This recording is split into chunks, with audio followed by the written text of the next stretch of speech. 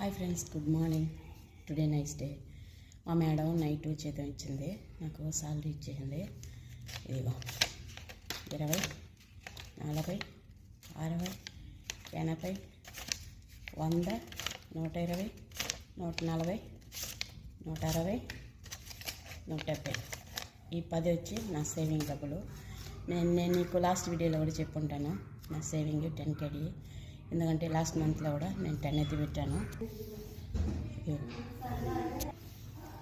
ఇది నా శాలరీ. ఈ 10 మాత్రం నా సేవింగ్. నేను ఎప్పుడు డబ్బాలు ఎత్తి పెట్టుకుంటా. ఇంతకుముందుగా అంతా నాకు శాలరీ వచ్చిందంటే మా మేడం ఎట్టిస్తానే అట్టు పంపించేసేదాన్ని ఇండియాకి.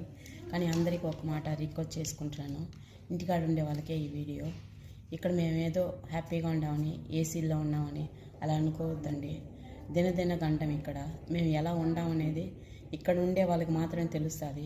బయట కంట్రీ లైఫ్ అనేది అంత ఈజీ కాదు. ఎందుకంటే ఉదయం నుంచి నైట్ దాకా కూడా మేము ఎన్ని కష్టాలు పడుతున్నామో ఇక్కడ పనిచేసే వాళ్ళకి తెలుస్తుంది. చాలామంది ఇక్కడ జరిగే విషయాలు ఏది కూడా ఇంటికాడ చెప్పరు. ఎందుకంటే అంతా కష్టపడి ఎందుకు అంత దూరం పోయి మనం ఇబ్బంది పడాలి, మన ఇంట్లో గెంజి అంబిలో తాగేసి ఉంటామని అలా చాలామంది అనుకుంటారు. మా ఫ్యామిలీ వాళ్ళు కూడా అలాగే అంటారు. కాకపోతే నా ఫ్యామిలీ కోసం నేను ఇక్కడికి వచ్చి కష్టపడుతున్నాను. ఎందుకంటే ఫస్ట్ నా ఫ్యామిలీ బాగుండాలి. తర్వాతే నేను ఇప్పుడు 2 నెలలు ఎందుకు సెలవు పోలేదంటే ఇదిగో ఈ 10 దినాల కోసం మా మేడం పొమ్మని చెప్పింది. మా మేడం ఎప్పుడు కూడా నెలకు 2 సెలవులు కావాలంటే కూడా ఓకే వాడిని పో అని చెప్పేసి అని అంటుంది. కానీ నేను పోను. ఎందుకు పోనంటే ఈ 10 దినాలు అనేది మనకి 2500 అట్లా వస్తుంది మన ఇండియా డబ్బులు. ఎందుకంటే ఇది ఉంటే ఒక వారం మనకు కూర ఖర్చులకు వస్తుంది మన ఇంట్లో అని అలా నేను ఆలోచిస్తాను. ఒకప్పట్లో డబ్బులు అంటే లెక్క లేకుండా ఖర్చు పెట్టాను. ఫ్రెండ్స్ అని చెప్పని ఎవరికన్నా కానీ కష్టం అంటే ఇచ్చేసేదాన్ని. కానీ ఈ రోజు ఆ 10 దినాల కోసం నేను ఎంత ఇబ్బంది పడతానో అది నాకు తెలుసు. ఎందుకంటే ఇక్కడ పనిచేసే వాళ్ళు ప్రతి రూపాయి కూడా వాళ్ళ కష్టార్జితం. ఇలాంటి డబ్బులు కొన్ని లక్షలు ఇచ్చింటాను నేను ఇండియాకి. మా కరోనా వచ్చినప్పుడు అంటే 1 year దాకా మేడమే వాళ్ళ ఫోన్లో నుంచి పంపించింది, ఫోన్పే పంపించింది అందరికీ. మా ఇంట్లో వర్క్ చేసే వాళ్ళకి అందరికీ కూడా మా మేడం పంపించింది ఫోన్పే.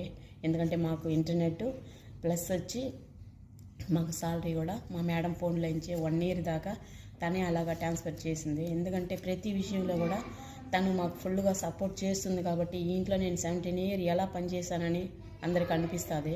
ఎందుకంటే మా మేడం బాగా నన్ను కేరింగ్గా చూసుకుంటుంది. కాబట్టి నేను వేరే ఇంట్లోకి చేంజ్ అవ్వకుండా, మీకే తెలుసు పెద్దమ్మలందరూ కూడా ఒక నెలకి ఒక్కొక్క ఇంట్లో అట్లా చేంజ్ అవుతూ ఉంటారు. కానీ నేను మిషప్లో 5 సంవత్సరాలు చేసిన ఒకే ఇంట్లో. ఆ ఇంట్లో నుంచి ఇండియాకి పోయి మళ్ళీ కొత్త పాస్పోర్ట్ చేసుకొని ఈ ఇంటికి వచ్చాను. మా మేడం ఒక పాస్పోర్ట్ చేసి వచ్చింది, నేను ఇండియా నుంచి ఒక పాస్పోర్ట్